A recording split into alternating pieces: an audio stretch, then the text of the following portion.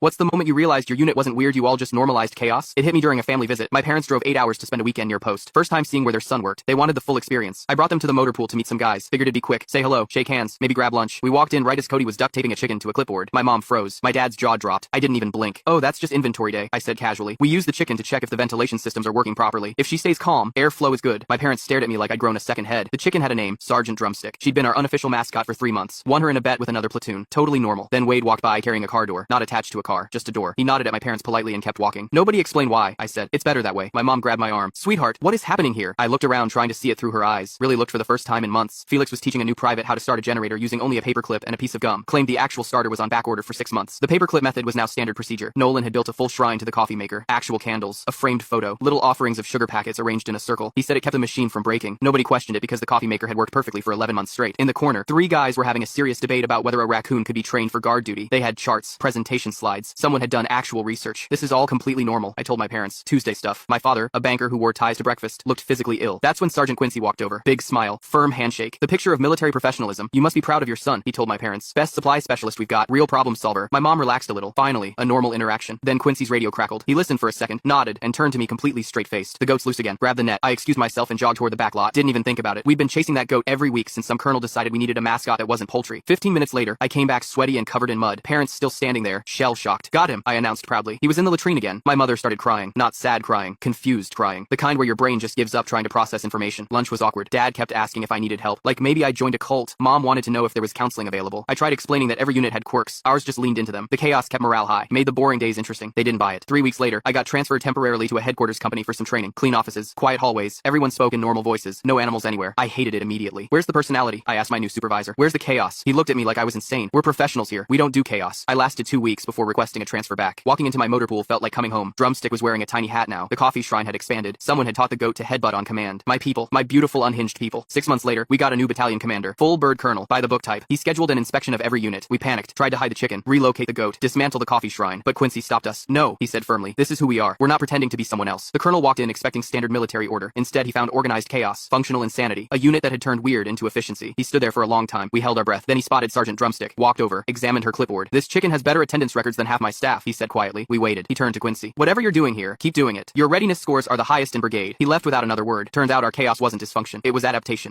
Scan the QR code to download TikTok. The subsequent story endings are explosive and full of hidden surprises waiting for you. You can also get rewards by creating a new account.